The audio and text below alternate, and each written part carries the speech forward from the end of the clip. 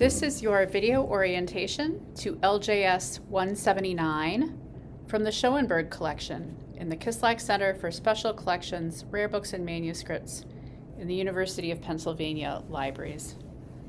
LJS 179 is a 17th century, that is before 1746, so sort of mid 17th into the 18th century, translation of De Rerum Natura by Alessandro Marchetti. He was a generally anti-Aristotelian teacher of philosophy and mathematics at Pisa. He was not liked, so the publication of this translation was actually forbidden in Italy, the publication of it. So it was still being written by hand at this time. There were not printed copies available. And so we have, it's always a little interesting to look at manuscripts that were made after printing, after the sort of spread of the printing press, because you start to see things that don't appear in manuscripts before, things like title pages. Title pages were an invention of printing. And so once books are mostly printed, you start actually seeing title pages in manuscripts. You never see title pages in medieval manuscripts. So here we have the start. This is written in a nice Italian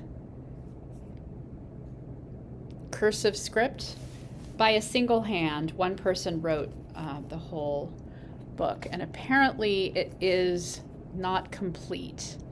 So if we skip back, it all sort of looks like this. There's no decoration aside from the little bit that we saw at the front with the title page. Let's see, I'm looking for 146. So here we're on 128, 132, 9, 140. Here we go.